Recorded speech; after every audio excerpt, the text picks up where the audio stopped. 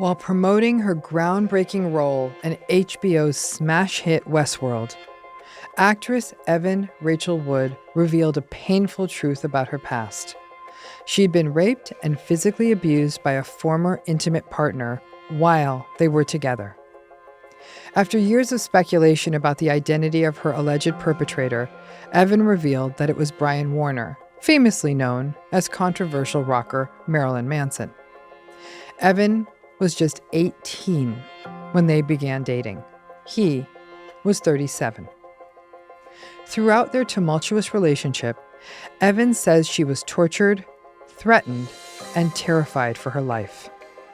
She's testified to Congress and played a key role in changing California law. She championed the Phoenix Act, which extends the statute of limitations for domestic violence survivors. On this episode of Navigating Narcissism, Evan shares how she escaped her alleged abuser, the actress who encouraged her to open up for the first time, and how she's found healing. This podcast should not be used as a substitute for medical or mental health advice. Individuals are advised to seek independent medical advice, counseling, and/or therapy from a healthcare professional with respect to any medical condition, mental health issue, or health inquiry, including matters discussed on this podcast. This episode discusses abuse and suicide, which may be triggering to some people. The views and opinions expressed are solely those of the podcast author or individuals participating in the podcast and do not represent the opinions of Red Table Talk Productions, iHeartMedia, or their employees. Evan, I can't thank you enough for coming in and talking with me. Your perspective as a survivor is remarkable in and of itself, but you also use your platform to change laws. And that is such an important part of your story for us to learn from your journey of survivorship. To me, that's the focus of the story. So to that end, I want to hear from you, and you can start talking about what's happened to you anywhere you want to begin. I almost want to start after the abuse and my experience with narcissism in the aftermath, because I remember going through a lot of that thinking, we don't talk about this enough. We don't talk about how this feels. You know, when you hear those things like, why didn't you say anything sooner? Or why didn't you respond this way? Or why didn't you do that? Or why didn't you do this? It just suddenly becomes so clear when you've sat in that space why you don't. It just took me so many years to feel like I was capable enough or strong enough or clear enough about what had happened to me to be able to face what I knew I was going to be up against. I started speaking about my sexual assault sort of right before the big internet Me Too hashtag movement happened. And around that time, my nervous system and my stress and the weight of it all became so intense that I started a seizure. I started having stress seizures. And when I realized just what a physical impact this was having on me, and it was making it nearly impossible to just move about my life normally and comfortably and safely, that was such a breaking point for me. That's when I just knew that I wasn't going to be able to stay quiet. I realized that my silence was keeping me really sick. I always believe that we always should use names and terms that survivors are comfortable with. How do you refer to this person? I refer to him as Brian. He is the one that created the name Marilyn Manson, and he was the one that told us all to call him Manson. But to me, that kind of feels like a cult leader asking you to call them Papa or Vanguards, like this title that he's giving himself to fit whatever image he has of himself. And I didn't want to give him that power anymore. And so I just use his real name, Brian. Okay. So I want to go back to a couple of things you said, is that there's a way we think a survivor is supposed to respond. When you think of it that way, I think it would be useful for people to hear what a trope that thing is. What was in your mind sort of how one is supposed to respond when they're a survivor of sexual assault or any form of trauma? There's this idea that something bad happens to you, you know it's bad, you immediately react and you immediately respond or defend yourself. Right. And it's just cut and dry, black and white. Mm-hmm. This is good, this is bad. And if something feels bad, then you should say something or something. But it just completely erases so much of the human experience and of the psychological manipulation and torment that you go through, especially when you're dealing with a narcissist and especially when it's an intimate partner. And there's so many other dynamics coming into play. I was faced with a lot of the narcissistic abuse I suffered. I was a teenager. I was so ill-equipped. My brain wasn't even really done forming. It wasn't. I was just speaking to somebody the other day, and they said, well, surely, when you're raped and you go to the police, something happens, and they come after the person, and I had to stop them and just say, whoa. I'm not sure what happy There's a million other steps, that come into play here before this happens. But people had this idea that people just come and take the bad guy away if somebody did something bad, and when I say things like the system is corrupt, that means the laws, that means the courts, that means lawyers, that means law enforcement. A lot of times as a survivor, there's no easy way out. If a person doesn't say something, Evan, especially in proximity to the thing that happened, the belief is, well, maybe it wasn't that bad because they're not. So if a bad thing happens, we would have said something right away, right? So that's a complete disregard of everything we know about trauma systems in the brain and in the body and how healing works. Then you add the historical context that most survivors of rape and sexual assault are not believed. And that not believing gets magnified under a whole host of circumstances. Were you drinking? Did you go there voluntarily? The race of the person making the report, the social class of the person making the report, all of those things undercut the likelihood that this will ever be taken seriously, which is a re-traumatization, which will put a person back even further. And so the entire system is conspired against anybody feeling that they could safely make a report. And so there was a process for you before you were able to come out and speak. And I think people need to understand it wasn't that something terrible happened on a Wednesday and by the following Wednesday or the day after you spoke up. Because when you first spoke out, you did not even name your perpetrator. No, you simply said this happened. Mm-hmm. So starting the story there, that I finally spoke out. Yeah. Okay. So then what? Or just like finally getting out and at first just wanting to, the first step was finally made it out. I convinced him that it was his idea to let me go because that's essentially what I felt like I had to do. I really had to study him for years and understand his gaslighting and manipulation. And I just knew that I was never going to get out if I was pulling away from him or if it was my choice to escape. I had to somehow play dead and give him something that was undesirable to make him feel like it was his idea to let me go. How did you do that? There was a moment when I felt like I'm so afraid of this person.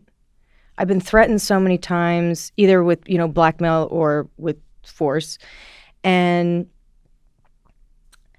if I stay here because I'm too scared to leave, I feel like I'm dead anyway. I don't feel like a human. I feel like a shell of a person. And so staying kind of felt like a death sentence. Yeah. Leaving also felt terrifying because something could happen to me or he could come after me and so I kind of felt like, well, either way, I feel dead, so I may as well try to escape. I'd rather die trying to get out. Then I remember realizing that a lot of what he fed off of was my fear that he was going to do something. Like that was the power that he had over me. I could embarrass you. I've got information on you. I've got photos of you. I've got you doing things that would humiliate you. When that finally clicked, I released any sense of trying to have any control over the situation and just kind of surrendered to what the situation was, which was just, look, if you stay, you're dead. If you leave, you're dead. So I didn't really fight back. I didn't really react or seem hurt. I kind of just went, I think they call it going gray rock. Okay, so I want to break that down Yeah. though. Is gray rocking is that process where you render yourself to be a gray rock, as dull, as non-responsive, Yes. as unnoticeable. As possible. So when you're not responding either with fear or trying to appease them or trying to get into it with them or explain yourself, the goal is that they would get disinterested and move on to new supply. Gray rock's a tricky strategy because in many cases, what it can do is it leaves the narcissistic person unsupplied and they get more agitated. And their power over you is to get these strong, emotional, almost erratic reactions out of the person they're targeting. This is now psychological, right? They will get more frothed up. Okay, you think you're going to play this game? I am going to share those pictures with the world. Which they do. And so what happens is if you can tolerate the menace and you can come around the other side of the bend, they will ultimately get bored. Because now it's just sort of they're exhausting themselves in the process of trying to break someone. They could just move on to new supply. Yeah. But a lot of people cannot weather that sort of gray rock agitation, as I call it. But in your case, you did gray rock. And how did that get you to the place, though, where it felt like his idea that this was no longer working? Well, exactly what you just described. I wasn't trying to defend myself. I wasn't trying to talk him off the ledge. I wasn't doing all the things that I normally did. And one thing he was doing with me as well is that reactive abuse where he would sort of push me to the point of breakdown, where I'd either be having a panic attack, I'd be shaking, I'd be screaming. I'd want to reach out for help. And then he would tell people something else was happening. Like anybody like in his inner circles. One time he told somebody that I slit my wrist to get his attention, or that I cheated on him, or like he just kept telling people all these things had happened that weren't happening to set me up. If I ever did reach out for help, if I ever did try to explain to people what was happening, they've already heard a completely different story. Like he's already gotten ahead of it. Made this mistake with a couple of narcissists in my life before I knew they were narcissists.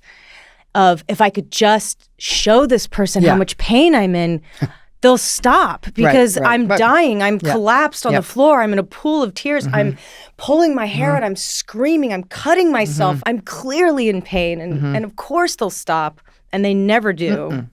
They use it to their advantage even more. Oh, absolutely. Well, but when there's no empathy, all the rules are out the window, right? See, that's the piece. What you described is I would show them my pain. I would fall to the ground in my pain in the expectation. And not in a performative way, in a like genuine way. Like, you're this is how I'm feeling. Yes, you're devastated. Yeah. What happens is that when a person goes through any form of narcissistic or psychopathic or antagonistic relationship where there's so much invalidation, there's so little empathy, you're not having that fall to the ground, panicked, distressed response the first time. This is after hundreds of times of being exposed to this, right? It's relentless. And so there's a point at which it's unendurable and that you think that within this person, I saw it for a minute at the beginning. I know it's there. When maybe they're not seeing how much pain I'm in, and they will see how much pain I'm in. Maybe they're not fully getting it. Maybe they just think this is an exchange. And when you go to this, it's really complete and utter exhaustion and breakdown. That's just game on for them. Exactly. And that's what I learned through trial and error. Yes. That, Evan, is the norm. I think that this is where it's so important you laid this dynamic out because that's every survivor's sort of mantle they wear. Maybe I'm not being clear. And if I was clear, they'd get it because that's the hope, that's the trauma bond. When you started gray rocking, did you experience the escalation I was talking about? Yes. Though you did. So you were holding back and then the escalation. Yes. And what did that look like? So at one point, he was threatening to go over to somebody's house that I knew. And I was scared, but I also knew him well enough at that point. First of all, he doesn't have a driver's license because he gets everybody to do everything for him. So I was like, well, first of all, you don't drive. You're not going to go anywhere. But I remember him getting dressed, saying he was going to go to this person's house, and it was very threatening. He was demanding the address, and I just didn't react. I just kept saying, okay, yeah, if that's what you want to do. And they ended up not doing anything and not going anywhere. And that was sort of the first kind of call their bluff thing. Yes. And then I wouldn't laugh at their jokes. Like, they were always incredibly inappropriate, and one of the ways they really tested the people around them and incriminated them in things was by, there was sort of a code of conduct for how you needed to act. Rule number one was always just keep him happy and keep things de-escalated. And one way to do that was just laughing at the terrible jokes, joining in with things that were highly inappropriate. You feel like, yeah, I'm on your side. I'm trustworthy because I'm joining in with you. And so you're not going to come after me because I'm sort of being just as disgusting. And after a while, I was like, I can't do this anymore. And so I stopped. And I stopped performing in front of people, which was a big thing too. What do you mean by performing in front of people? So like people would come to the house, usually like a famous person or somebody that he needed to do a job. It was either status or servitude. The only way he would interact with people is if he was getting one of these two things out of the relationship. He didn't just have friends that he hung out with, that he connected with, that we just enjoy each other's company. There's an exchange here. I'm getting something from this.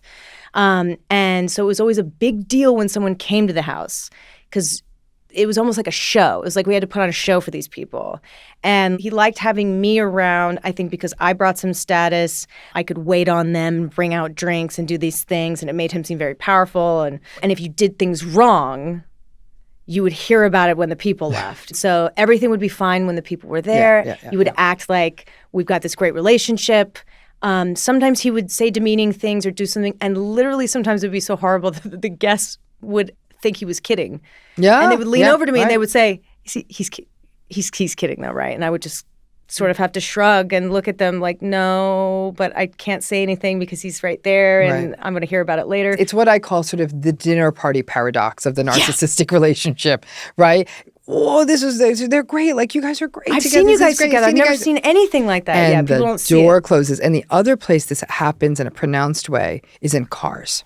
The event is done. You're in the car and the gloves come off and you can't get out of a car, right? Like, a car is the worst because if this thing's hurtling down the freeway at 70 miles an hour, there's no getting out. That moment is such a signature move in any narcissistic relationship, which means then as the evening's going on, there is this sense of dread that overwhelms you and completely clench when you're thinking, did I say that wrong? You're walking on eggshells. This is shards of glass. Shards of glass. At this point, eggshells left the room a long time ago, right? But you know what's coming because there's no way you would have hit every beat perfectly because you can't read someone else's mind. No. Well, and they're looking for something too. I remember one time I got in trouble because I gave the guests water when they arrived, but I gave them to them in plastic bottles instead of glasses.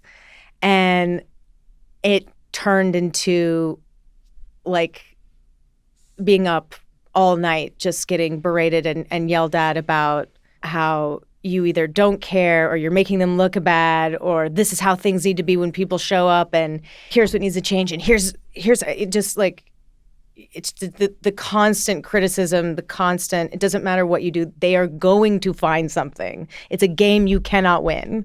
And they're just going to keep moving the goalposts and they're just going to keep upping the ante to keep you destabilized and apologizing and constantly trying to please them so that you're not looking at the horrible things that they're doing. And God forbid you ever try to like call them out or turn it around on them. No. I just knew not to do that. Evan, you're talking about, you were translating into Grey Rock. How much of it at that point, though, was a frank trauma response? So what you're, you know I what think I'm most saying? of it, yeah. It wasn't even necessarily a conscious thing. No. That's what I'm hearing. It's not even the intentionality that Grey Rock can sometimes I didn't know Grey Rock was a thing. You didn't know what it was a thing, right? So what you were experiencing was dissociation and numbness. And when you're talking about the most severe levels of narcissistic abuse, that I would definitely was what your experience was. It is traumatic, right? You start getting into the territory of complex trauma, of severe relational trauma. And at that point, a person is now dissociated. They're numb. It's like the soul has left the body kind of thing. Actually, in a way, they've annexed you. You're done. Like it's a horrifying sense of disposability, as though they've emptied out the bottle. That's and there's exactly no need for you. how it felt. It just felt like he's kind of pawing at me while I lay on the ground, like, oh, I think this one's done. Yes. And then I definitely noticed him getting bored with me. And then I got a part in a movie, and that's what got me out of the house. He still tried to call me a few times after that, but I got the nerve to hang up on him and change my number. And normally he would just keep calling and keep finding ways around that. But that last time, after I changed my number, he seemed to sort of fall back and move on to the next supply. Okay. All right. So, which I'm sure he already had in the chamber. You know, there always is somebody in these relationships. And with him, that was... In 2009, Brian told Spin magazine that the day after he and Evan broke up, he called her 158 times. He was quoted as saying, "I have fantasies every day about smashing her skull in with a sledgehammer," a comment his team later characterized as, quote, "obviously a theatrical rock star interview promoting a new record and not a factual account." And it's always the same sort of pattern of, you know, the new supply comes in, he lets her know that the supply he currently has is crazy and is really hurting his spirit and doesn't understand him and is very controlling. And we have to hide our relationship because they're so erratic. Yes. So let's keep doing this in secrecy while I try to get the crazy one out. That was his MO. I would say that must be on like page 32 of the Narcissism relationship manual. Exactly. Because it's now that person's gone, it is getting ahead of it. If you were to ever speak to this person, now you've been painted, not only have you been painted as though there's something wrong with you, it's an opportunity to sort of elevate the new partner who feels as though, well, I'm going to show you how sane I am. I'm going to show you how saviory, rescuey, great. How fortunate are you? Isn't it good that you got rid of that person? I'm going to be so much better than that person. I understand you way more. Yeah. You said something before, though, that did jump out to me. That the language you used was fascinating. You said you would get in trouble if you did something wrong. Bring the water in the wrong cup. First of all, in no healthy human relationship, child or adult, should anyone ever feel that they were going to get in trouble. A child shouldn't feel that they're going to get in trouble. They might feel like, I know mom told me not to do this. There could be a consequence or something. But get in trouble, the gotcha. There's a gotcha feel to every narcissistic relationship. It's also infantilizing, Evan, that I am, I'm going to get in trouble. That's very much a child's statement, right? So these relationships are designed to leave a person feeling as disempowered as a child would in a relationship. And it's knowing that something painful is coming. Correct. It's correct. like, it's whatever's coming is really going to hurt. It's really going to hurt. Yeah. And yes. And that's terrifying. It is. Yeah. While testifying in front of Congress, Evan explained the painful punishments she experienced, saying she was tied up by her hands and feet, beaten, and told by her abuser, quote, "I could kill you right now." Here's the thing I want to really talk about is you were only 19 when this relationship began. And 18 when it started, 18. Yeah. Mm-hmm. I'm not going to use child, feels a little heavy-handed, though adolescent. Yes. And this beautiful brain of ours is kind of rocking and rolling to like somewhere between 25 and 30. A lot of innovating still happening. And this frontal lobe is it's the last part of the turkey to cook, which is why we see adolescents are, kind of sometimes all over the map. Yeah, and impulsive and... I don't mean this word to be like dismissive. It's like, but to me, you were a child in many ways. Absolutely. And so the verbiage and the power and the control, you were 18 years old. What age were you when the relationship ended? 22. Okay, so 4 years. And in that whole period of time, 18 to 22, I would argue this never got done. I felt was still completely stunted. Mm-hmm. It's so much catching up to do afterwards. I felt like I fell so far behind on life skills and communication skills and relationship skills. And that was another thing that was really hard to navigate after getting out, was having to play catch up and feeling like my peers had passed me and not knowing how to function. And there's grief around that. Oh, so much grief. I mean... I grieved like the person I was so much, but the person I was before the abuse. And I hear this a lot with survivors of this kind of abuse. It was hard for me to watch films that I had done from before. It was hard for me to look at photographs. I think also because one of their goals was to make sure I felt terrible about myself. Yeah. And that I felt inadequate and broken. And they would tell me constantly, like, that I was broken and no one was ever going to love me after this. And after he was done with me, no one was going to love me or touch me or, take me seriously. And this is one of the reasons why I tried to kill myself before the very end of our relationship, because I didn't know how to get back to baseline or where I was. Not even saying like I was the healthiest person, but nowhere near where I was. And so I at one point felt like the only way through it was to die because I didn't know how to get myself back. The grief around who you were, what was lost, what your life should have been, should have looked like. I felt like my life was supposed to have a very different trajectory. And the realization of what happened to you. The more I learned about it, the more grief comes with it, because when you read a textbook about domestic violence or about narcissism and you think these things that have happened to you are so unique and have kept you so isolated from people for so long, and then you start reading about it and the realization of how common it is and all of these red flags that you maybe had you known or could have looked out for, or maybe was more aware of or well-educated about, maybe you could have seen it. But there's also a part of me that just thinks I think everybody's susceptible to this. Everybody is, because with some exceptions, but very few, human beings are oriented towards attachment and love. It's not just, and I think that I'm sort of on an anti-red flag crusade. Really? Yes, because I think it's an unsafe framing. Because when we make it about red flags, we're putting the onus on the survivor of why didn't you see it? Right. Yeah. Well, versus this is unacceptable behavior, right? And then to let people know that when the unacceptable behavior descends into something where you've already started to form what feels like a meaningful attachment, wresting your way out of this is not something you can do alone. You need either someone to throw you the life ring or to tug you out, pull you out, because that's a big, big leap to frame it that way. No 18-year-old on the planet is going to be able to manage that. Most 48-year-olds on the planet are not able to manage it. And it's interesting because when I do talk a lot about people, like, who is more vulnerable? Who's more susceptible? Are there things that can stack the odds? Sure. Yeah. Right? I think they say like a lot, like most domestic violence crimes, like the highest rates are between the ages of 16 and 24, because that's when you're absolutely, either you're a child in an adult's body at that point.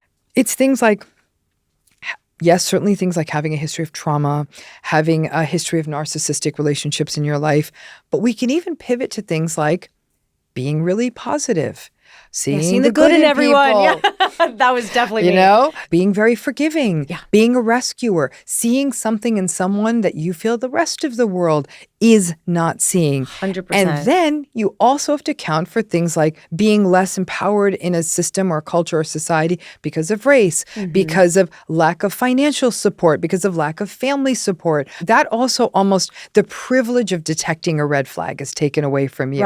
Right? Then, on top of all of this, you throw in that this narcissistic person is charismatic, compelling, charming, smart.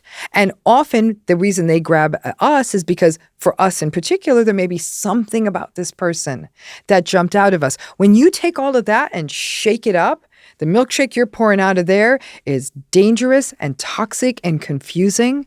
And sometimes there was a time you truly cared about this person. Oh, that's the time that's the hardest to think about or talk about, really. It's really the hardest part to access, because it's so hard to imagine now. And it's so sad to think about and what I thought, I felt, and that's the scariest part, because that's when for me, it wasn't just about like trusting other people. It was trusting myself again. Because there's a lot of people who are like, oh, I ignored my gut feeling or I ignored red flags. But sometimes you don't see red flags. You don't have a gut feeling. Everything feels fine. Like you feel completely safe. And I really felt like I was lucky to be there. And I was being really taken care of, and I was being saved. And in the beginning, they were very, very careful. They were careful with me. They were slow with me. They really they took their time to establish a sense of trust and safety and vulnerability. It took a while for things to really escalate. Okay, so how old was he when he met you? He was 37. He was 18 years older than me. Okay, so he was 18 years older than you. I'm still not the age that he was. Okay, wow. Yeah. Let's just sit with that for a minute. Yeah. You are still not the age that he was as you approach that age, 37. And you witness what 18 looks like in the world. This just happened to me, actually. My little sister just turned 18. Wow. And I spent a day with her and a friend of hers that I was around the same age, and that is all I could think of all day was, yes, she is so smart and beautiful and intelligent, but she's a child. Mm-hmm. That's a child. That's a child. She's still so vulnerable and innocent. And that doesn't mean I don't have respect for her and think that she's not smart. But yes, it was so apparent to me that day just how vulnerable I was at that age. And imagining somebody like Brian, imagining her in his clutches, it helped paint a better picture for me too of why so many people their alarm bells were going off back in the day. Mm-hmm. But I was already set up to really just not trust the adults around me anymore. Why was that? Brian definitely put that in my head from the beginning, I think because I had struggled a bit in the entertainment industry with feeling a bit controlled, feeling stifled, feeling like I had to behave and act a certain way to be loved or to be liked, and it didn't always feel authentic. And I think I felt a little trapped, and I was struggling with that. That was part of the allure of being in his world. It just seemed like a place where you were free of judgment, and it was all about expression and being exactly who you are. The part of me that wanted to feel like I was a part of some sort of noble cause. Like he felt like really trying to change people's way of thinking in the world, and it felt like I was a part of something really special and really great. The part of myself that was a little like, no, things need to be shaken up and fuck the establishment. This is rebellious art, is sort of how it felt. And he was capitalizing on a developmental chasm. Yeah. The chasm between 18 and 37, let's fast forward that, is very different than the chasm between 60 and 79. Yeah. Does that make sense? Yes. Right? Age differences aren't linear. Those gaps go steep and less steep depending on how old we are. But that is a chasm. And at 18 to his 37, that's grooming.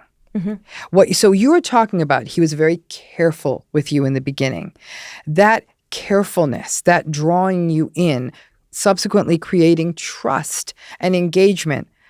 To me, there's no other word but grooming that could be applied there. Yeah, grooming and love bombing. And I would say the love bombing is part of the grooming. How long did this sort of careful period last before his behavior started to shift and change? Well, before anything even romantic happened, it was at least a few months of just hanging out and being friends and nothing feeling off or weird, and everybody was like, what's going on between the two of you? And I was like, there's literally nothing going on. Like, everybody's freaking out over nothing. He's never tried anything with me, and I was almost offended that people would ask that. And also at the time, I viewed myself as a child. I felt very young and sort of in over my head, but kind of special to be chosen, and maybe there was something special about me that only he saw and that everybody else was missing, because that is kind of how I felt in my life. So yes, it was a few months, and then things sort of turned romantic, and I remember just being shocked because I didn't understand why he was attracted to me. I just felt like I never thought there was even a chance that could happen. I was like, this is like some older rock star who's also like married and can have anybody he wants. And I'm like this kind of weird, awkward young kid, essentially, that's just kind of a nerd. And then I think at the time how I made sense of it was like, oh, well, I'm just, I'm really mature for my age, and I'm actually really soulful, and age doesn't really matter. And I'm like a fluke. I didn't know that there were possibly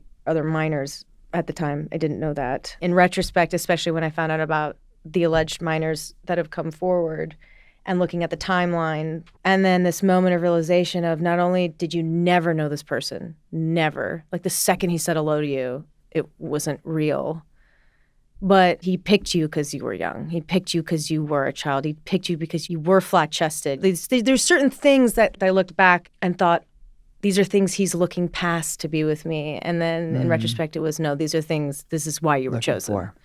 And that was like a huge switch that got flipped. And my narrative had to change. When did you come into that realization that instead of these were things that were being looked past, these were actually reasons I was being chosen for? Because to be chosen for those reasons is actually much more pathologic and unsettling, right? When, stories started popping up on the internet, again, I have to say alleged, people started saying, this happened to me and I was this age. Here's when it happened. That knocked me down so hard, because I think before that I was still trying to convince myself that maybe there were horrible things that had happened, but maybe there were good things in between, or maybe we had moments of clarity or moments of real connection or moments of real love, and sprinkled into that were just this devastation.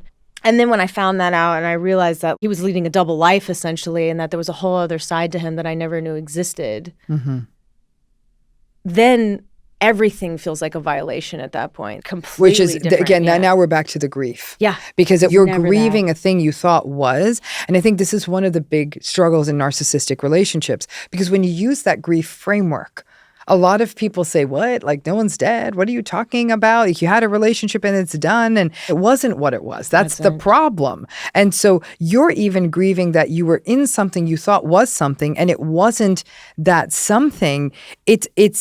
It's very, very unsettling, because you really truly believed it was this other thing. But then you start questioning everything. You question everything. That's what happens with accumulated gaslighting, is that you actually start to feel psychotic, is that you're no longer in reality, right? It's funny, there were a couple of projects that I did before coming forward that shook things up. It was like it shook something loose in my psyche that had been sort of like calcified and buried away. And the first one was when I had to do like a pretty brutal sexual assault scene in a film called Into the Forest. And that was the first day that I started questioning some of the things that had happened to me and that they were possibly assault. Like, I couldn't even say that I was raped for many, many, many years after the fact. Like, it wouldn't even come out of my mouth. And people started asking me about that scene when I was doing press for the film. And I really tried to dodge questions about it, just sort of deny it, like, oh, no, this has never happened to me, but I've got a lot to say about it. And that wasn't sustainable. Right after I did that movie, actually, I went and did Westworld. There was only a day between the two of those projects. I finished one, I got on a plane and immediately started filming Westworld. And then I didn't know what Westworld was really going to be about. They kept everything kind of hidden from us. And so I was finding out with the show, like script by script. And as an actor, being put in situations where you have to be in peril, or you're getting beaten up, or you're getting dragged, or you're being threatened, or you're having to stand up against an abuser, as an actor, at least for me, you go back in your Rolodex and you say, what can I draw from? Bring real emotion to the scene. And of course, I had my experiences. And it was the first time I think I'd really let myself go back and feel certain things, because I wasn't able to cry about it for about, I want to say 7 years. I didn't cry about anything that had happened to me until I got into trauma therapy, like many, many years later. 7 years out of the relationship before you were able to cry about it. Before I was able to shed a tear. Yeah. And then suddenly I'm doing these scenes where it's my job, it's like, you got to go there. And it gave me permission, I think. Yeah. And a buffer, because I was in a controlled situation. So I could allow myself in a bit more. And it just like opened up Pandora's box. Like, there's a scene, like, my character is programmed, she can't pull any triggers of any guns. She's trapped, she can't defend herself. And then there's a scene where she finally does. And she overrides her program and she pulls the trigger and she gets up and she runs. And that scene, I remember, was a big moment for me, having to act the feeling of being held back and then breaking through it. Yeah. And then definitely filming the finale. There's this beautiful monologue that I was given about,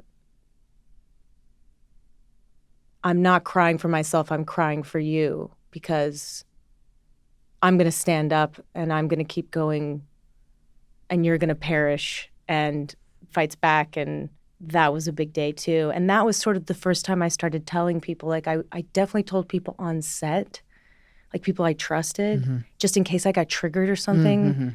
So I started opening up to people a little bit more and saying, you know, I was in a really abusive relationship and I just want you to, can you just stand off to the side just in case? Like I don't want anybody to really know, but I definitely want somebody, a safe person there in case I get too overwhelmed or something. And so doing the show unlocked a lot of things and got me talking about it bit by bit. And then I met other survivors on that show. Oh, okay. Like, Tandua Newton has come forward as well. And she recognized something in me. Wow. And then she brought me to Eve Ensler. Yeah. And Eve was one of the first people I told my story to. And she was one of the first people that said, I believe you. And like that also kickstarted a lot of things. So you said she saw something in you. She saw something. And what was that? She said, I could just tell you were still in it. You were still...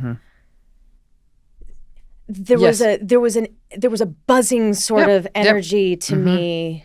And I think now, talking to some of those same people years later and them interacting with me, like everybody usually says the same thing. They're like, your whole energy has changed.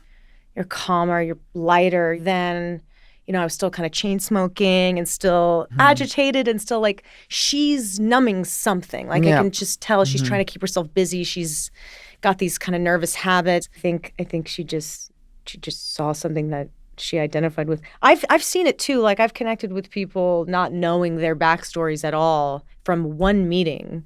I can just tell by looking in their eyes, or I can tell by their communication skills or styles that they've done inner work and that they've been through something, and I'll immediately feel sort of connected. I loved how you just put it. There's a buzzing. I think that's actually probably more accurate than you would know, because there is sort of a sort of a frisson, like a crackling that's happening in somebody who's viewing everything in your life as a threat, right? And it wasn't being processed, and it was being numbed in so many different ways, but there's really no putting it away. No. I think that's the piece. When your relationship ended, Evan, you left, but you weren't talking about it. No. So, I mean, it's like a psychological pseudo-safety. You're away from the peril, because obviously there's a benefit to no longer having to live under those circumstances. But if you don't do the processing, it's like they're still in the room with you. Right? That's so it's you're not living in the same place, but your nervous system didn't get the memo. So as far as you're concerned, they're still there. You're still walking on the eggshells. So how long was it before Westworld? Was that about 7 years? That was Westworld. That was the 7 years. What I want to understand is you're out, you're physically out, you're not talking about it. So psychologically, that's a long period of time. 6-7 years is a long time. What was that like? Sorry, I don't know why I'm crying. You never. We have a rule on navigating narcissism. Nobody gets to say I'm sorry. Oh yeah. So. I think I'm getting emotional just because those years were some of the hardest, because that was before I knew what was going on with me. Yes. And I immediately tried to, I got back together with an ex of mine that I had known before, that I was dating when I met Brian. And like, I think there was a part of me that just wanted to go back, like just wanted to get back to where I was before. And to try and like fix what was broken. And I didn't know how to describe what was happening with me or my body. I was definitely still programmed to respond and behave like I was in the room with Brian, for sure. And I think that really confused my partner, because it seemed like I was being dishonest about things, and it seemed like I was, it wasn't safe to tell the truth with Brian. Yeah. And I think that carried on into my next relationship. Where I was just programmed to, like, if I felt like I was going to get in trouble, or if I felt like I'd done something wrong, or if I felt like I didn't say the right thing, it was like, oh, well, here's the excuse, and here's me defending myself, and here's this, and here's this panic, and I think that comes across very alarming to certain people.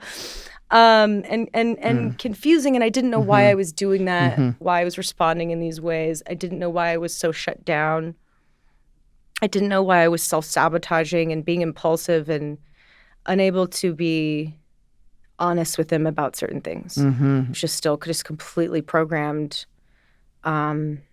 and didn't know that I had PTSD. I was having night terrors.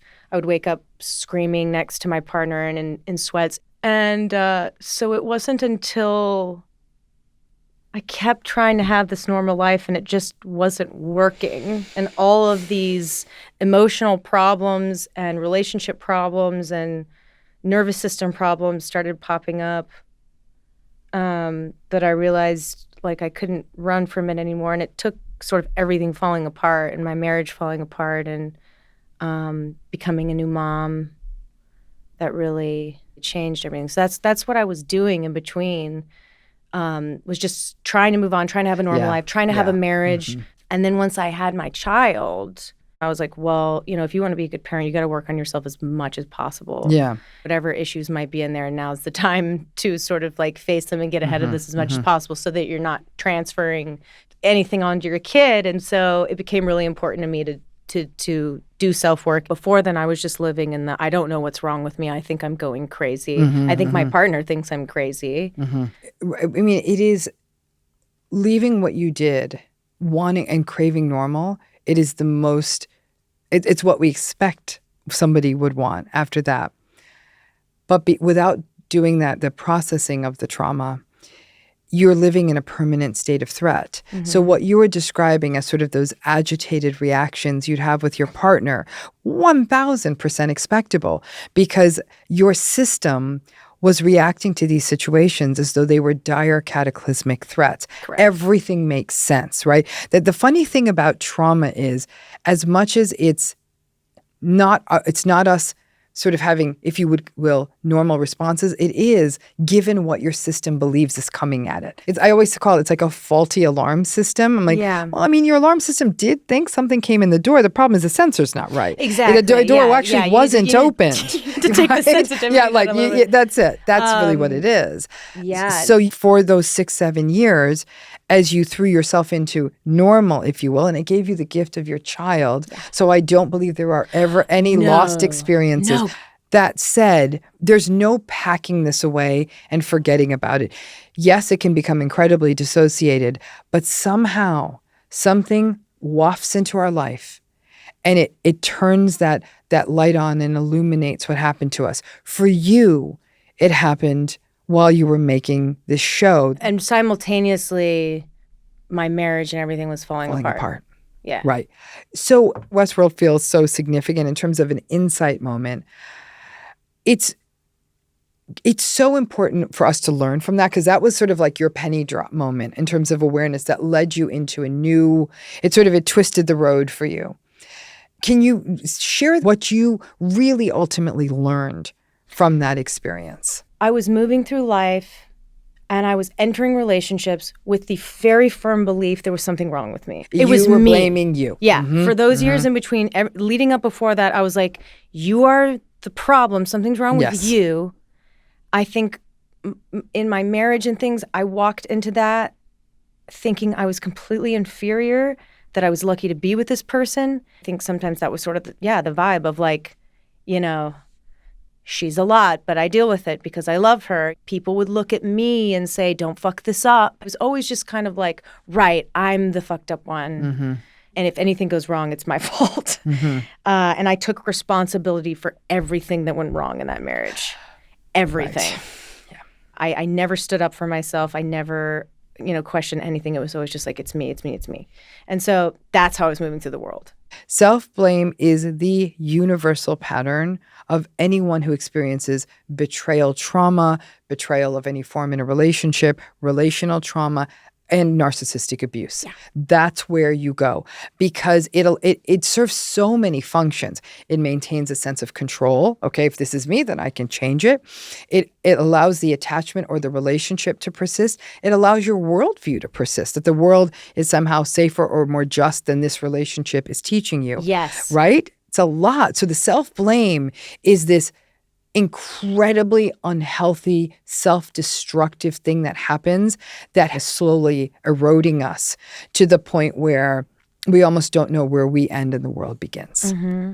Yeah, exactly. So a lot of the work of healing is for you to understand that there was this experience that happened outside of you, that another person was responsible for this behavior. That behavior was unacceptable. Yeah. And there was nothing you could do to change that. And nor would it ever change. I think before I even got to the place of, oh, here's the tactics and here's the thing this person did, the first step for me was just somebody validating that what had happened to me was awful.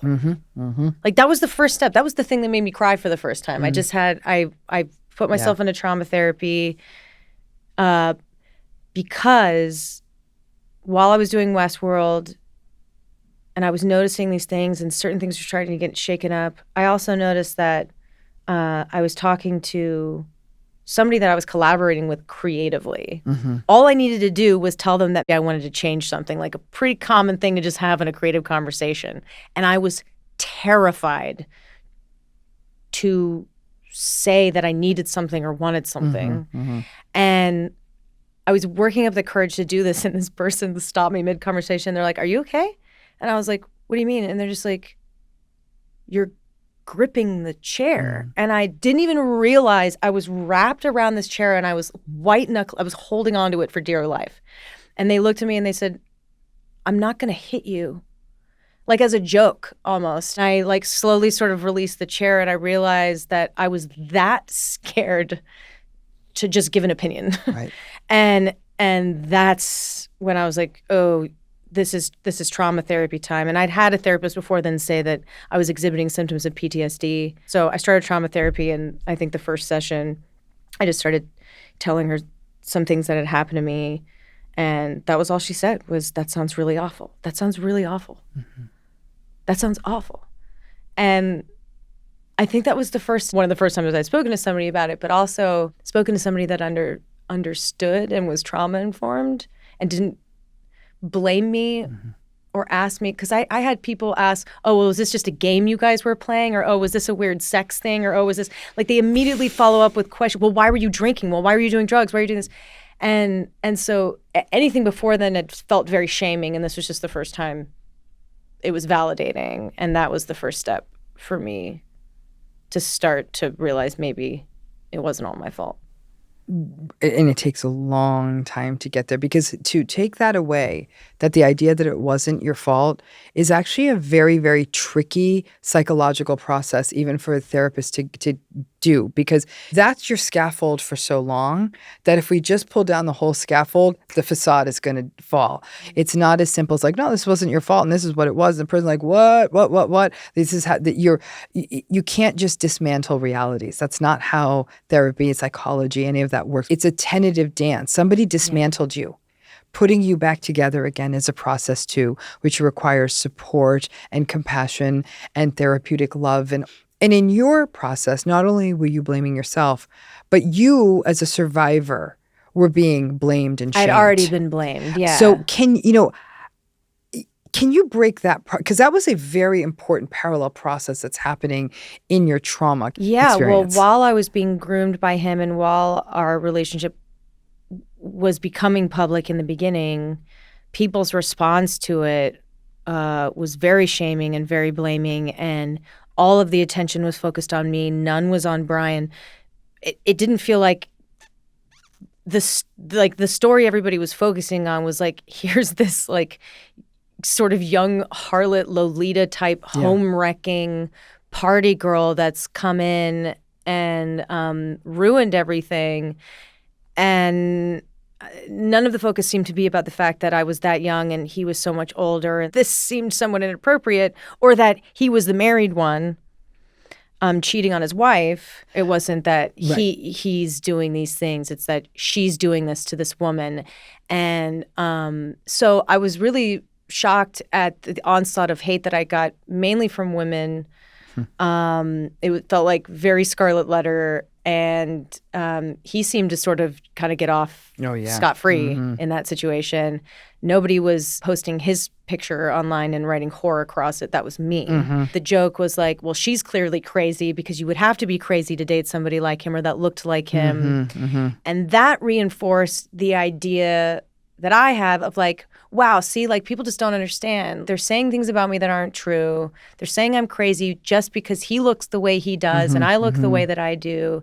And it made me turn on the world even more and run even deeper into Brian's arms because it just reinforced what he was saying, which was the world's against you. It's an unsafe place. The world doesn't understand you. The world doesn't understand me. It's me and you against the world. In fact, that was the saying that he says to me and that he said to a few of the other girls, which is together as one against all others. It's just, it's us and that's it. And so as he's telling me these things and saying, you can't trust your parents, you can't trust the adults in your life because they've been controlling you and they're making you miserable and you need to stay with me because I'm the only safe place. And then simultaneously the world is coming after me and saying that I'm this horrible person that's done this horrible thing by being with this person, then like, where are you going to go? Well, he makes himself your only safe space. Yes.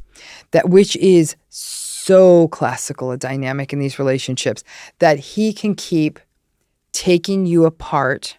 So he's the only one who has the instruction manual to put you back together. Exactly. And that dismantling and then myth that I'm the only one who can put you together. And when the world is coming at you and you're as young as you were, it's as though it's so manifest to me. It speaks also to things like patriarchy and the anti-woman sentiments that cut through our world, that somebody's labeling an 18 or a 19-year-old girl a homewrecker without any developmental recognition of what this is. And in fact, he's the one who made the vow to the wife, not you. And you're swept away in something. It's interesting because you said early in the relationship, other people around you were sounding alarm bells and freaking out, still doing his sort of data gathering, the grooming process, of course, right? Yeah. They were freaked out by the age difference, Who were these people? Were these your supports? Like, what was that about? My mom really, really had a hard time. I'll bet. My partner at the time, of course, was having a really hard time. My agents and publicists. I have a different agent and publicist now. So at the time, everyone just seemed very worried. But nobody was really saying we're worried that he's taking advantage of you or preying on you or grooming you. It was just like, we're worried you're on drugs. We're worried, this person's corrupting you or this person, it was sort of framed in a different way. And so I just couldn't hear it. It just felt like more noise, like more, this is just more people don't understand me.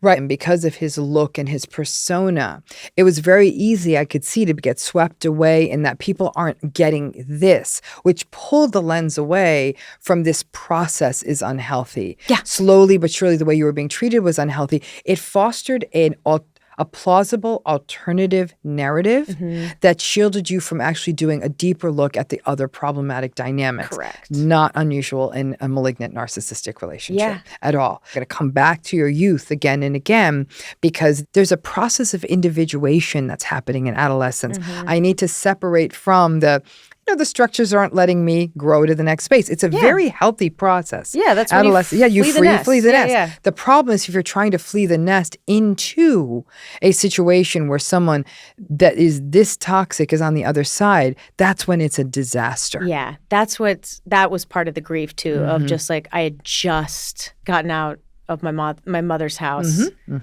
I'd had my driver's license for 2 years. I was just getting out into the world and the first place that I end up was with this person. That's devastating. How were these other important relationships in your life, like your relationship with your mom, affected by you sort of remaining in this relationship with him? So she had a nervous breakdown. We were very enmeshed, and I think that's another one of the reasons why I pushed back so hard, and why it was easy for Brian to sort of isolate me from my parents. I was already slightly isolated from my father because he lived in a different state. I see. I love my mother very much, and she was a single mom. She did her best, but I was ready to to have my independence, for sure. Enmeshed is another one of those words we hear very often these days. Let me break down exactly what it is and why it is a toxic dynamic. Enmeshment refers to any emotional relationship where emotional boundaries are poorly defined, can result in emotional over-involvement, and can block emotional autonomy for people in these systems. Enmeshed systems can foster unhealthy dependencies, and people trying to break out of enmeshed systems may find they overcorrect and completely cut themselves out of their family system because it feels impossible to find a middle ground. I think he saw that and I think used that to his advantage. And she had a really difficult time with it. And I know there was at least a year while I was with him where her and I didn't speak. It was the longest we'd ever gone without speaking. And she was really, really, really struggling. But I had also felt that sort of kind of shaming energy from her, which, you know, she's acknowledged and like she has caught herself a few times realizing like, oh, I'm doing the thing. Like I had a conversation with her once, like years later, where I had gotten roofied or drugged at a bar, and I had realized it and managed to have my friends get me out of there before I, you know, couldn't move my arms essentially. So I was telling her about it, and I was saying, yeah, I had one drink and lost control of my arms and realized, you know, there had to have been something I drink. Like I only had one drink, and her first response was, "Why were you drinking?" As a mom, I get that question. Exactly. I understand. Exactly. And I get it too. And but I immediately, because of all the work that we had done and everything experienced, I stopped her and I went, "Mom." And she realized immediately, and she's like, "Oh my God, I just did the thing. I just immediately, I jumped into that protective mode." Yeah. And the societal brainwashing, yeah, I went straight to the shaming part instead of, oh my God, I'm so sorry, that should never have happened. I don't care how much you drink. Nobody has the right to put drugs in. It's interesting you said you were enmeshed with your mother. Yeah. Was that something you did believe to be true? Yeah, I felt responsible for her. Okay. She was a single mom. It was really kind of the two of us on our own. I was working and she was supporting my career, and seeing her going through the divorce and wanting to take care of her, I think I just immediately just jumped into a caretaker role, and this idea that, well, if I'm just the perfect child and I never give her any problems, then she'll be really happy, and I'll just put my needs aside, and I'll make myself as small as possible and as good as possible. Make myself as small as possible and good as possible.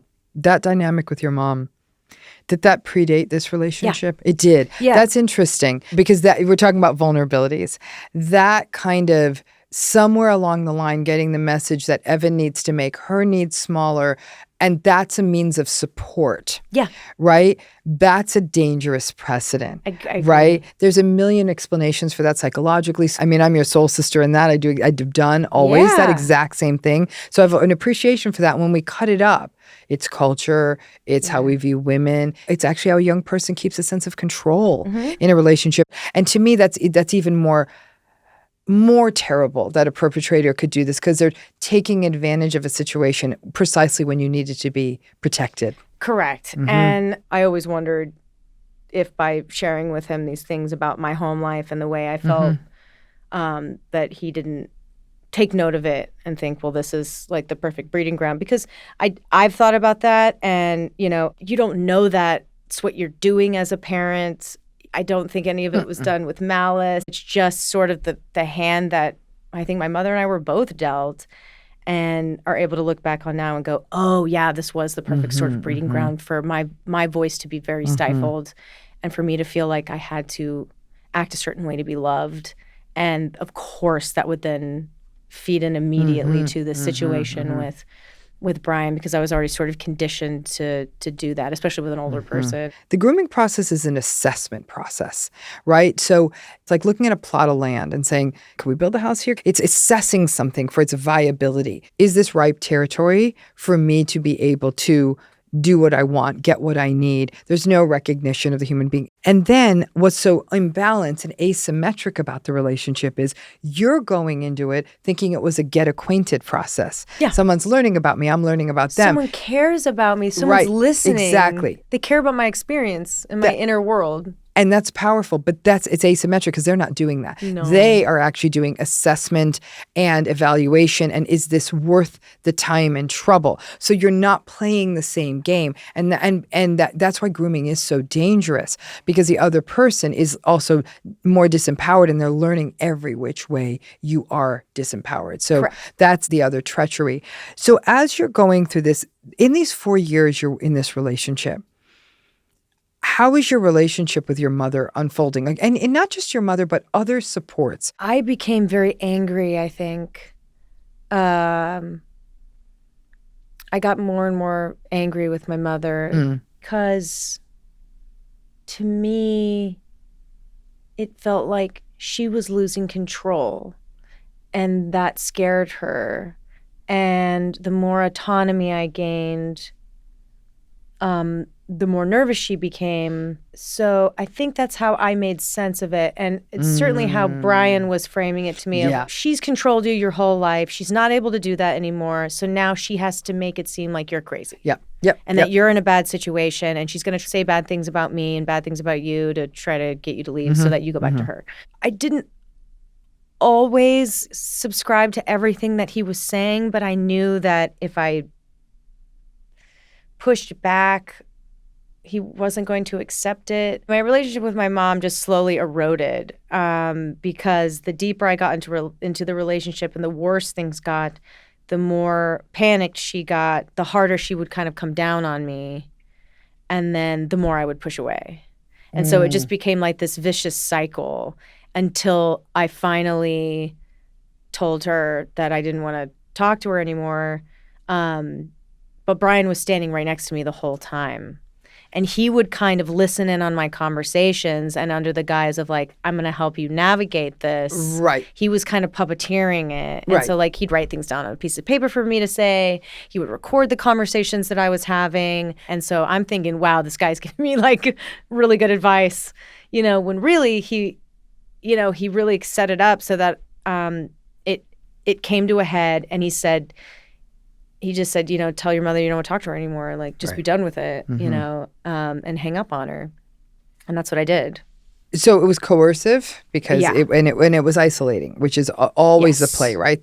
He was always right there overseeing. See, that's everything. the thing. So that was it's like a coerced confession. Plus the isolation. You now have no more touchstones back into reality. He gets to entirely dictate the narrative, the reality, everything. That's exactly And what that's happened. every narcissistic relationship. I think that we have this depiction of isolation as being, I'm locked off from the world, and I don't have credit cards, and I don't have a phone, and I can't communicate. There's versions of that. That certainly happens.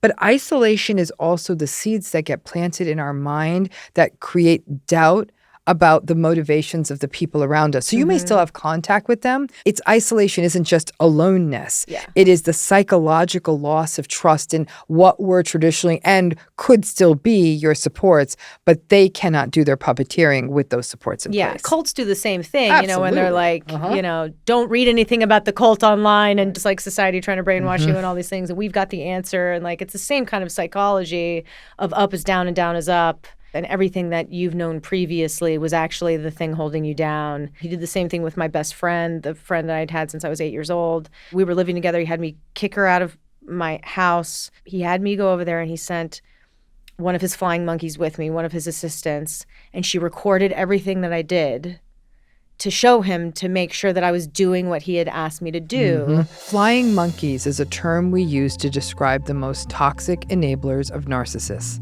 Just like the Wicked Witch from The Wizard of Oz sent winged monkeys to do her bidding, narcissistic abusers often utilize others to carry out tasks and help maintain the narcissist's overall sense of power and control. So even when he wasn't with me, he had eyes on me, or bring some sort of proof that what I was doing was what I was saying, which also made it hard to get out. And so he had me kick her out, and he was watching me. Same thing with my brother. Like, anybody that cared about me, or anybody that said hey, I'm worried about you, those people immediately were kicked out. Of course. Yeah, Yes. they were against Right. him.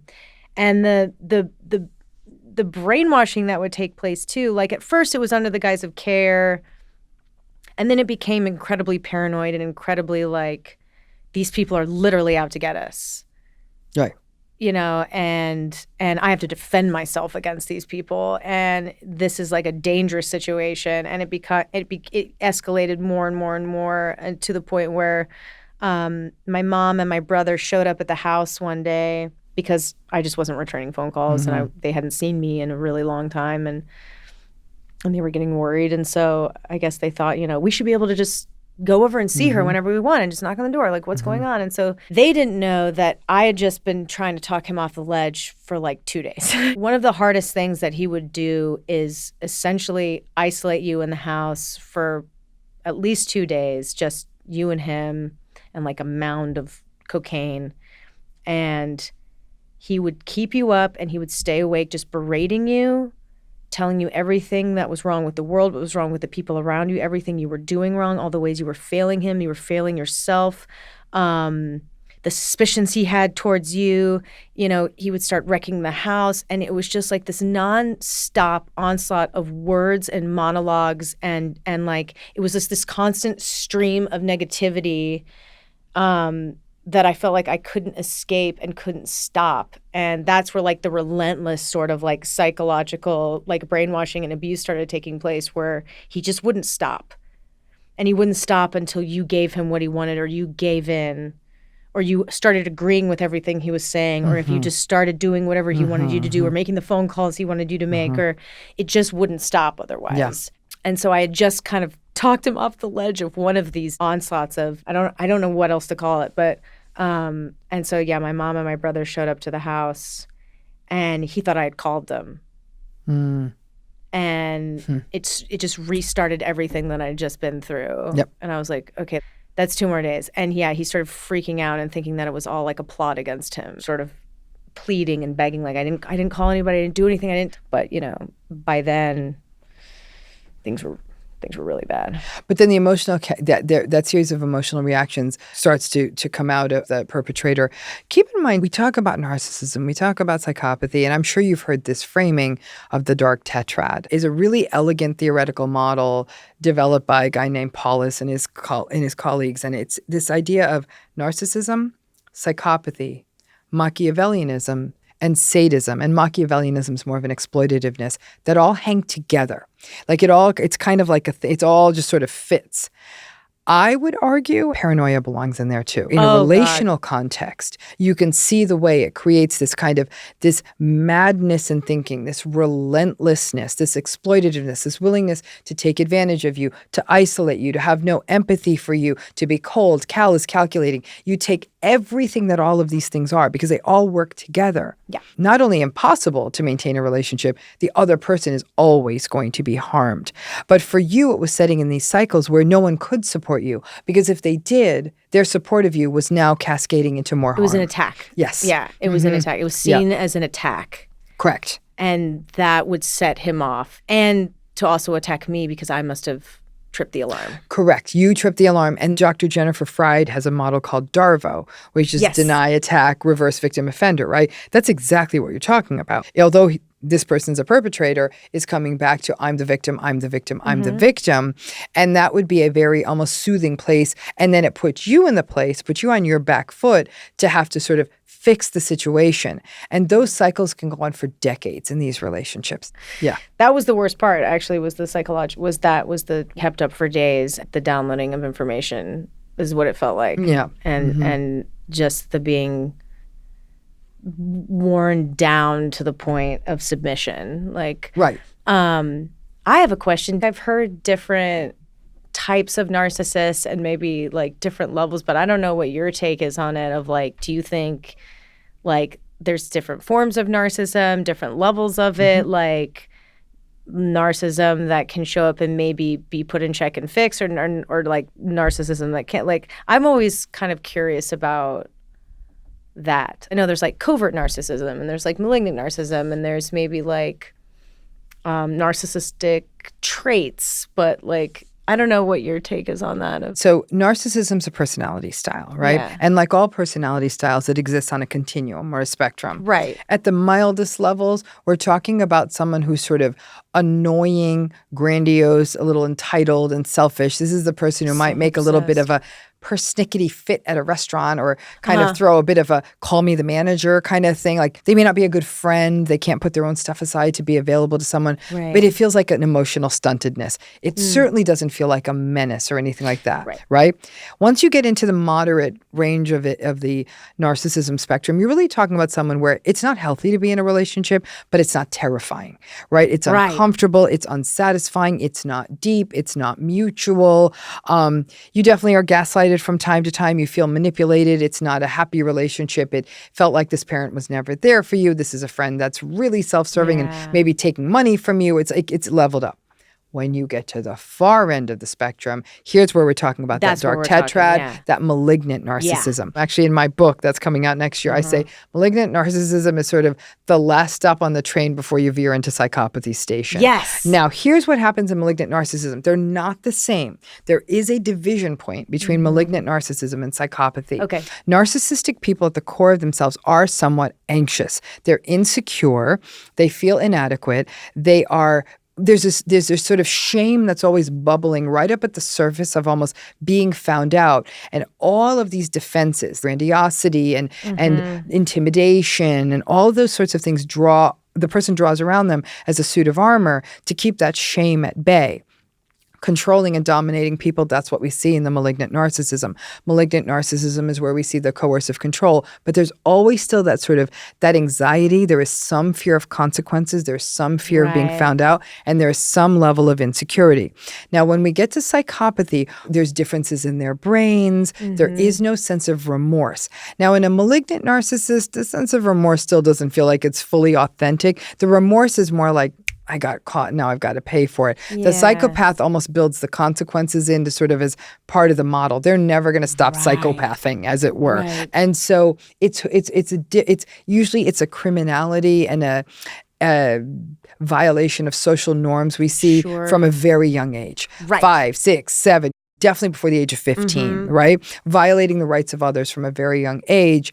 And then psychopathy, listen, not all psychopathy is a person who's like, an assassin or is going to, harm you. A lot of them just they could be white collar criminals. They could seem like they're really confident. They're very authoritative, but they're menacing. Yeah. And I think with malignant narcissism, the overlap is so much that unless you really spent time with them, you may not fully get to that sort of that base kind of anxiety and stuff like that. Now, what you called a covert narcissist is probably better captured by the term vulnerable narcissist. Okay. Here's where we see the resentfulness, sullen, aggrieved, vengeful, angry, perhaps? vindictive, narcissistic person. But the vindictiveness is more like, how come the world didn't see that I'm a genius? The grandiose person like, hey, I'm a genius. Of course you all see it, right? But the vulnerable person's like, how come nothing ever worked out my way? Grumble, grumble, grumble, grumble. This is what I have a hard time describing to people because they think narcissists are more obvious attention-seeking people. I would say all narcissistic people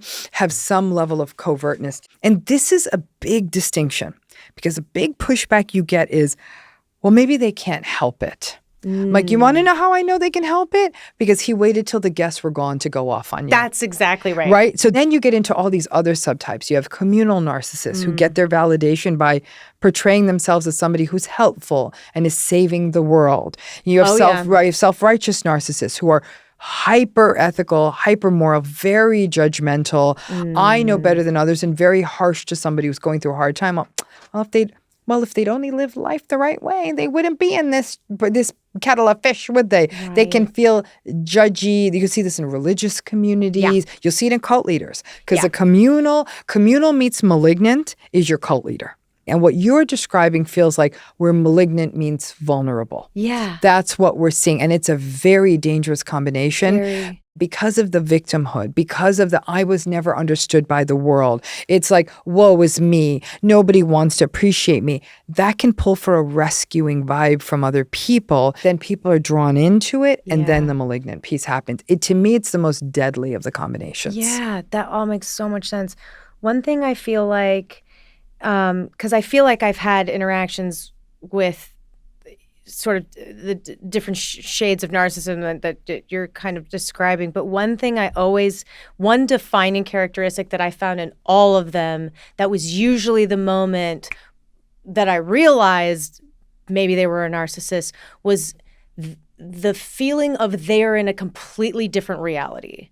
Like there's always a moment where I feel like I'm either recalling something that's happened that I remember clear as day, and they either don't remember it at all, remember it completely differently, or their retelling of something or their view of the world or situation either just never happened or they just refuse to acknowledge it. Correct. And that's where I feel like the gaslighting starts to come into play, like, because you suddenly are at a standoff with the narcissist, and you're like, well, this is my reality. And they're saying, well, this is my reality. And you're either going to join me in my reality, right, or I'm going to punish you or gaslight you into agreeing or running away. So the only way to keep the relationship going is to fully surrender to their reality.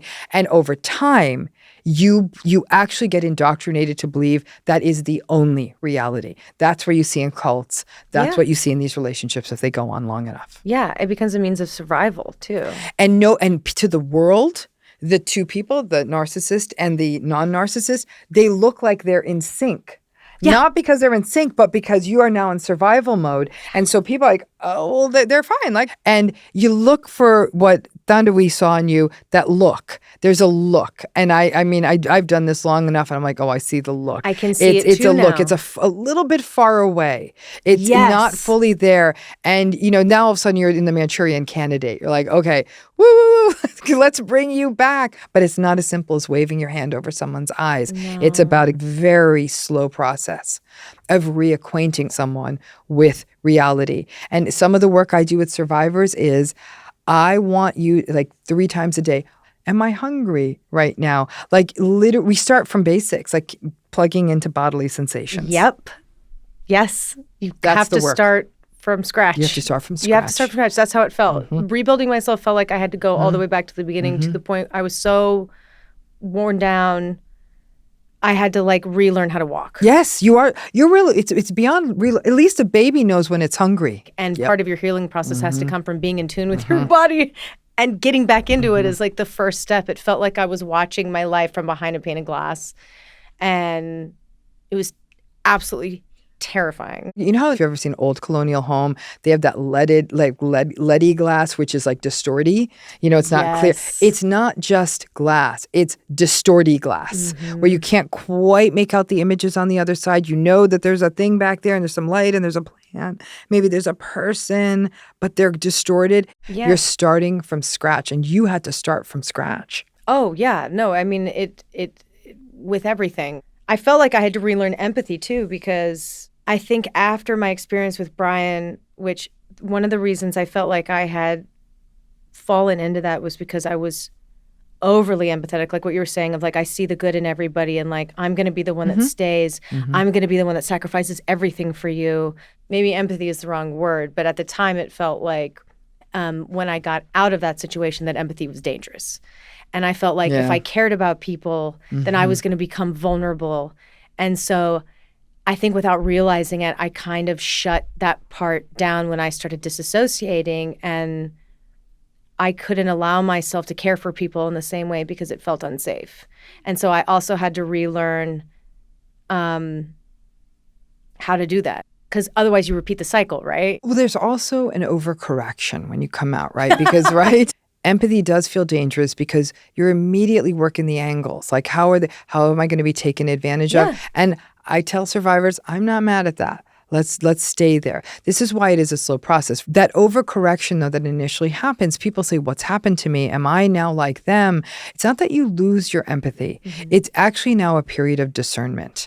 It's a very slow creeping into what does trust look like. And a lot of folks will say, this is taking me forever. And I'll say, so what? If this person is able to see your gifts, true love, genuine love, is when you're the custodian of another person's vulnerabilities. And that means their hurts, their wounds, and their traumas. And so if you've been through this and someone meets you and in a loving way, and you've been through this, then that's going to take a long time. And somebody who loves you and cares about you will let it take as long as it takes. But when they start hitting with you, why am I paying for the sins of the person who came before me? Yeah, I'm not that person. I've heard that a lot. And you say, because the process that brought me to you has brought many, many wounds, but also some gifts. That's the nature of trauma. Exactly. But that's going to take a minute, and there is an overcorrection. It's like when after you're in a surgery, you're walking very tentatively so you don't put too much weight on the leg. Exactly. Right? And then you slowly can put more and more weight on the leg. Yeah, but you don't go run on it right away. And if we can do that for a leg, we can do it for our soul. Mm-hmm. Mm-hmm. Yeah. Whenever I had like a new partner, I would always say, like, you have to approach me like you would a shelter dog. Mm-hmm. You know, when you first adopt a dog and they tell you, we don't know what happened to them, but we know something happened. They're very afraid of people. They're very afraid of touch. They're afraid to come out of their cage. And you see like all these success stories online of people just taking it really slow with the dog. Every day the bowl gets a little closer. Every day maybe they get the leash on a day. Maybe they get a little pet here and there. And then like over time, and over about a year, suddenly the dog's outside running around, playing, licking their owner's face and all these things. But it takes time, and it takes time to build that trust because something has happened to that dog. And for some reason, we're like more apt to believe it about dogs than people. Yeah.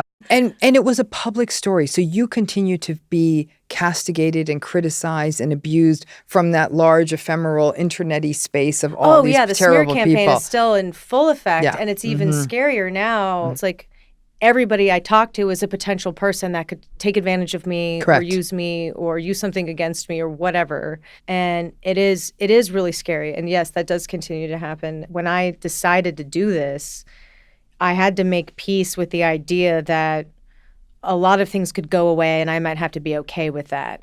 And a lot of the things that could go away are things that I feel like the narcissist holds near and dear.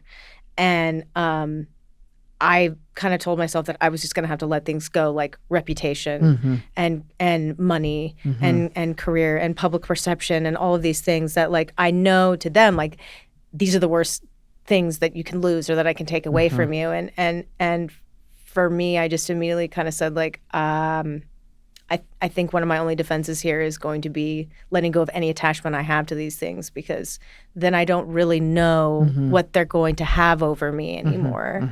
I don't know if that's the right way to go about it or not, but it felt like the only way to suspend that kind of fear was just saying, like, okay, I have a backup plan in case all of this goes away, and I can't be afraid of these things, and I can't be afraid of the lies people are going to tell or the smear campaigns or the assassinations on my character, because that happens to every survivor that comes forward against a powerful person or a person that was beloved or has a following or whatever. Like, it's gotten a lot worse with the internet. I don't want to say worse, but different. There's like different plans of attacks because it's always been pretty bad. At least I'm not getting lobotomized now or something, you know? Right. So I don't even want to say worse, but there's just different kind of forms of the same thing. It's like you get stoned in the town square, or you get called crazy hysteria, you get lobotomized, and now it's like, I can't even go online anymore. Like, I can't. No, you can't. I've lost that privilege. No. That's done. Like, my social media days are completely over. There's this quote I love that somebody said, whenever somebody speaks out against abuse, eventually your tone is exaggerated. Your tone being exaggerated is such a big thing. They take things you've said out of context and they try to, like, shame and scare you into silence. And that's what I feel like I'm experiencing now. And it's working because I've wanted to talk less and less.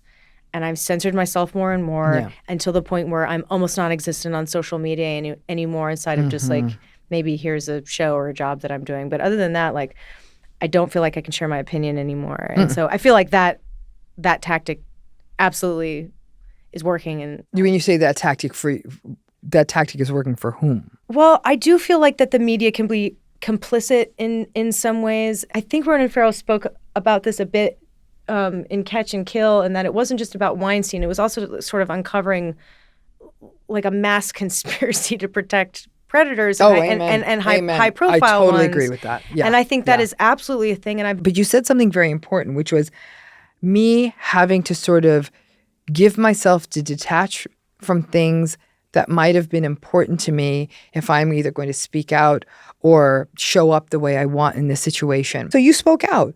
What was his reaction to you speaking out? Brian's? I'm not... So, well, first I was speaking out without naming him. That he was trying to say it was other people in my life and kind of like, oh, yeah, well, she told me about so-and-so, or it must have been this person or that person. And then he started getting questioned about it because people were kind of putting two and two together, and ended up hanging up on the interviewer because they were getting a little too close. And that sort of caused a bit of an uproar. So I know he was just trying to kind of downplay it at first. And then we, me and a few other survivors came forward. And the first thing I noticed was he started setting up the narrative with some of the words he used, like, these are horrible distortions of reality, and whatever I've done, it's been with, like-minded partners or things like that. So I immediately understand, like, okay, he's already setting this up that these were all consensual interactions and we just maybe misunderstood or got in over our head. And because he's a powerful man who has built a career off of being shocking and disturbing, is going to get away with it because his right to being weird and kinky will get defended in court, and we will get shamed for ever even stepping foot in there or participating. And so it's been used a million times. Hours after Evan publicly named Brian as her alleged abuser, he issued the following written statement. Obviously, my art and my life have long been magnets for controversy, but these recent claims about me are horrible distortions of reality. My intimate relationships have always been entirely consensual with like-minded partners, regardless of how and why others are choosing to misrepresent the past. That is the truth. But there were people popping up on the internet that were saying they were minors, and I was like, well, how are you going to defend that? You can't say that those things were consensual. And more stories started popping up, and slowly he stopped talking. He just stopped talking completely. And now his lawyer just kind of says things for him. He's kind of fallen away. And I think it's the only reason why it's more disturbing and scary right now is I think we're at a weird precipice. No, it absolutely. People are very scared. And it's really, really scary. First of all, when a person is in a groomed relationship, there's never consent. No. It's not possible for there to have been consent at any point in time because of how the developmental structure of the relationship, right? So no consent ever. So let's just lift that right from them. When there's menace at any point in a relationship, that kind of gaslighting, the consent bus left the station a long time ago. Then we forget that while these feel like individual relationships, these are societal issues like patriarchy, like hierarchies, like oppression and all of the structures, which means you have a perma-perpetrator now. Okay, they're not going to not do this. This is how they wrecking crew themselves through life. I mean, every day people come at me. You are a cruel person. How dare she? She's going after people with a personality style. Call it whatever you want to call it. Give it a different name. Give it another damn name. That's why I use antagonism. That seems to be a little bit more palatable. But it's a style that is resistant to change. And once they're done with you, they go on to the next and the next and the next. And there is no Yelp for people. No. There is no review guide. No. And that's why I mean, I don't want to speak for all survivors, but that is why I felt like I had to come forward. It wasn't a lot of people think this narrative, it bothers me that like all we want is like bloody revenge. Correct. Or like it's about hurting the person that hurt us or sticking it to them or whatever. And it's like, no, it's us realizing, because look, what they did to me was awful and I hated it, but I was ready to go to my grave with it because I thought it was just me. But when I realized there was a pattern and it was happening to other people exactly the same way it was happening to me and it was going to keep happening, like that's when you take to social media. Law enforcement can't help me. Okay, I don't know how else to protect people. I don't know how else to protect people or warn people except to put my ass on the line. That's right.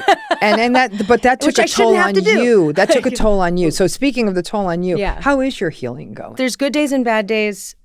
It's still really hard. Some days, like, oh, everything feels really normal. And then you get hit with another legal attack or an attack on your character in the press or something coming and you're just like, oh, right, I'm still in tango with this person. I don't think this person's ever going away until they pass away. Honestly, I don't know how they're ever going to stop. I agree. That's an awful feeling because it's like I've been going through this half of my life. I was 18 when it started. I'll be 36 this year, and I'm still going through it. And it's a bummer to say the least. But my nervous system for the first time feels like it's calmer than it's ever been, but I've had to make decisions for my life so that I can be in optimal health and that I can thrive and I can be happy and I can be clear-headed. And one of the hardest decisions was leaving Los Angeles because this is where my child is. And I have to make this impossible decision of, do I stay in fight or flight and have my nervous system always be overacting and always looking over my shoulder? And believe me, I tried. I really, really tried to hunker down, and I fought as long as I possibly could. And I was just like, I don't know how to be the best version of myself and to thrive and to fully heal if I don't leave this place. That was one of the hardest moments of realization for me, of just like, the only way I can be the best mother is if I leave. And that's been the hardest. Of course, I still have a wonderful relationship with my child, and I always will, and I will always remain connected with them, and I will see them. But they can't live with me all the time. We have to live in different states now. And I don't feel like I had a lot of understanding and compassion in that area. But all that being said, once I, again, just had to think about the things I could control and make peace with the things that I couldn't, forgive myself for the things I couldn't control or the things I felt like I couldn't overcome or wasn't strong enough to overcome. Be like, no, you know what? A lot of this isn't your fault. And all you can do is the best that you can with the situation that you have. Be your best self, be the best mom you can be. And that's being as healthy and happy. And also showing my child that you don't have to stay in unhappy and unsafe situations. I want them to be happy in their best selves too. So I hope one day they understand why I felt like I couldn't stay. I know a lot of people have been in the same situation, and my heart goes out to all of them. It's an awful position to be in. However, the other side of the coin, I'm happier than I've maybe ever been in my life. And that took a lot of work, a lot of consistency, because for so long you're chipping away at your trauma. You're trying to relearn how to move through the world in a healthy way and reparent yourself and make sense of your life. And it feels like, when am I going to see the results? You know, when are things going to start feeling normal? When is it going to stop feeling like a constant battle, a constant fight? I'm constantly having to monitor myself. And now I feel like, you know, I can, you know, my grip is loosening a little bit, and I feel relaxed in my body and in myself. I trust myself. I trust my instincts. And I think a lot of that came from being alone, really, really hard to do, and really sitting with myself in the uncomfortability, in the loneliness, in the grief, and wading through it and letting it take as long as it needs to take, you know. And now I do feel a sense of peace and a sense of calm and capable of being in happy, healthy relationships. And I'm a better mom, and I'm more present with people. I feel like I can be there for people more. Like I'm not so caught up in all of my stuff that I have nothing to give anybody else, because I'm just trying to survive, you know. And so like feel like I'm at sort of the light at the end of the tunnel, and I armed myself with enough tools now that like I know how resilient I am. And like, you know, I think they say there's like post-traumatic stress, but there's also post-traumatic resilience. And Absolutely. Like, I definitely feel like that. And now all I want to do is what you're doing, which is now I just want to try to help other people and draw attention to it and just, you know, keep learning. But I just want to kind of hide. Like That's understandable. It's funny because some of the naysayers, they'll say, like, well, they're just doing this for money and attention. And it's funny because like I'm hemorrhaging money and all I want to do is hide. Hide. Yeah. And it's made me pay more attention to the things that I really feel like matter in life, which are safety and connection and love and family and like just kind of a simple life. So my healing journey is good. There's still really difficult things, but I do feel like I'm doing my best, and I do feel like I'm happy. And like, feeling safe in my body again. How would you compare how you were doing before speaking out versus your life now. I felt like a prisoner in my body and in my mind. Yeah. It just felt like I was a prisoner of my trauma, my nervous system, my PTSD. And it just felt like an avalanche and a deep hole that I was never going to get out of. And I felt crazy. Like you're watching the world go on without you and you're being left behind and you're kind of left questioning, like, why did all these things have to happen? Why did this have to be harder? Why do I have to sort through all of this now? And why am I left with the wreckage? And why does nobody believe me? It's one of the reasons why one of my triggers is calling me crazy. Of course. Because I feel like I've been made to feel that way for so long. It was horrifying. I couldn't sleep. I would act out. I definitely was in a bit of like a thrill-seeking phase for a second, especially when I was really disassociated in the beginning. It was just like, how can I feel something? So I was a little all over the place. I think it definitely hurt my job.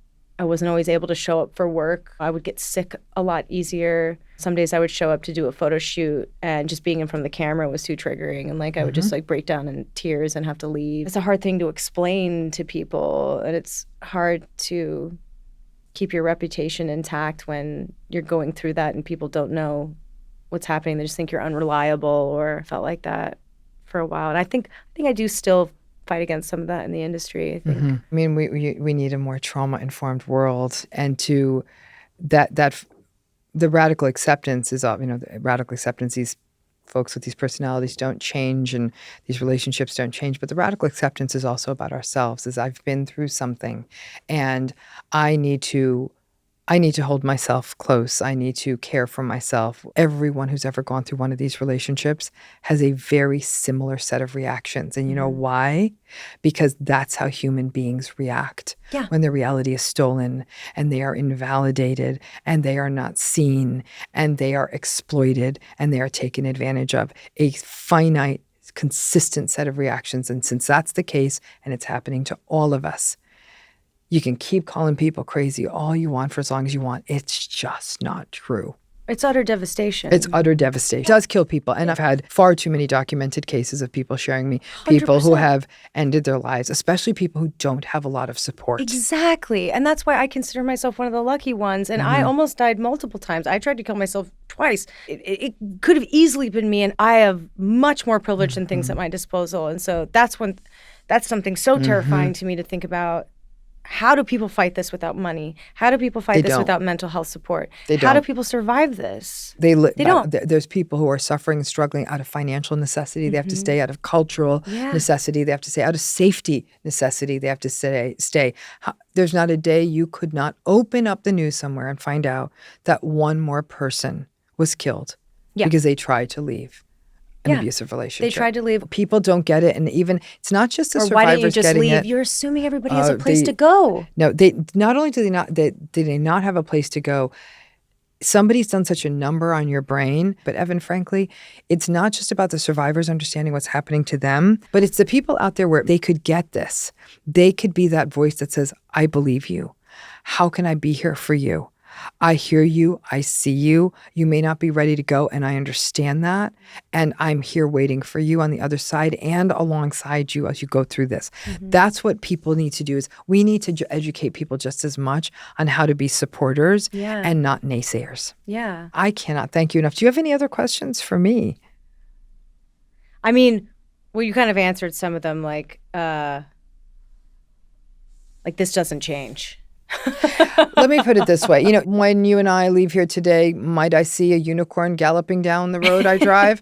I suppose, sure. There's always a Maybe chance. There's always a chance. Tell you this, you'd have to have an extraordinarily motivated individual who has enough support on the outside of therapy, who has access to the highest quality therapy, probably multiple times a week for many years. We're talking 6 figures now that you've got available for therapy, probably over time, that you are able to engage in some self-reflection on what you did to someone, all that stuff, all those conditions present, and you might be able to make a horse race out of this. I've been doing this for about 25 years. once, maybe twice. And what I have seen in some cases where a person says, oh, in order to be good at a relationship, I need to do this whole empathy thing and self-aware thing and kind of be nice to them thing and listen to their problems thing. What I've seen more often is, I don't want to hurt anyone. I'm not a bad person, but I don't want to do that other stuff. So I'm going to cut bait. I consider that a win, but that person's personality's never changed. Right. Do you see what I'm saying? That's it. So that's where it doesn't really change. It's never going to evolve into healthy. So that's what I mean. These are tough things. I tell people I've got a personality. It's not going to change. Is it really realistic for me to expect that someone else's will? So, yeah. Thank you, Evan. Thank you for bringing your story. That's why I keep talking. Yeah, you have to keep talking. Yeah. And your story reminds people that there is healing. I think that's really the big, important piece to take away. So thank you. Yeah, thank you so much. Thank you. Yeah. Here are my takeaways from my conversation with Evan. First, narcissistic and abusive relationships can leave us feeling stuck in time. And as people come out of them, will often feel like they lost years in their psychological development. These types of relationships offer no place for growth. Evan shares that this was the case in her relationship.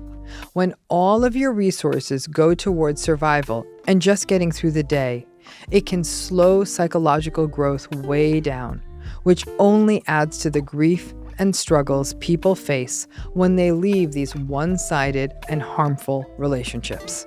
Next, one thing Evan shared was that as she reflected on that time and relationship, that it is difficult to look back at her life. And many survivors find that just having to look at images of themselves from the time they were in these relationships leave them sad and regretful. In this way, narcissistic relationships really do steal time. And for people in more severely narcissistic abusive relationships, there is so much pain in revisiting these relationships. And as such, the time and the memories can get set aside to avoid the pain. For our next takeaway, as she shared her story, Evan said that after she got out of her relationship, she distanced herself from her experience for nearly 8 years. And in her quest for what felt like a normal life, she had not only distanced herself, but attempted to avoid dealing with all that had happened. Unfortunately, we cannot outrun our pain. Grieving, processing the trauma and losses, and talking it through are all crucial. While routine and a normal life can create a sense of safety, without addressing trauma and having experiences validated, it can and will show up in many ways or be brought up by triggering experiences. Evan had this happen on film and television sets and found that it affected her professionally. Trauma-informed therapy as a place to work through these kinds of experiences is essential. In this next takeaway, a trauma bond can be generated by a partner who not only manipulates and gaslights, but Evan shares how her partner took the stance of, it's us against the world, casting them as misunderstood misfits in a world that wanted to ostracize them. By creating a bond in this way, it can not only make a manipulative partner feel like an ally, but further cement this dangerous dynamic of isolation. Next, we have discussed coercive control in multiple episodes of Navigating Narcissism.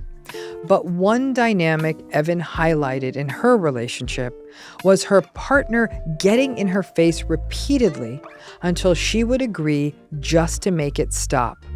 This dynamic can have a gaslighting feel to it, but in some ways it conforms to something called negative reinforcement, which is when a person is rewarded for a behavior by something aversive being taken away. Evan would give in to her partner's criticisms and accusations, even if they were wrong. It would make his relentless rage stop, and the relief of that would mean that she would do it again in the future. This can create a treacherous dynamic where it looks to the world that the person being harmed in the relationship is agreeing with the abusive person, when in fact, they are just capitulating and giving in to make the verbal abuse stop. And for our last takeaway, as Evan shared what worked for her in her healing, she highlighted trusting herself, time alone, allowing herself to process the grief, being patient, and giving it time. And this culminated slowly into her feeling safer in her own mind. After her relationship, Evan entered another relationship and became a mother. And she has found, like many, that motherhood also becomes instrumental to healing. Time alone is often crucial to processing grief. And while it can be scary to be alone with these feelings and sensations, it is often the only path forward.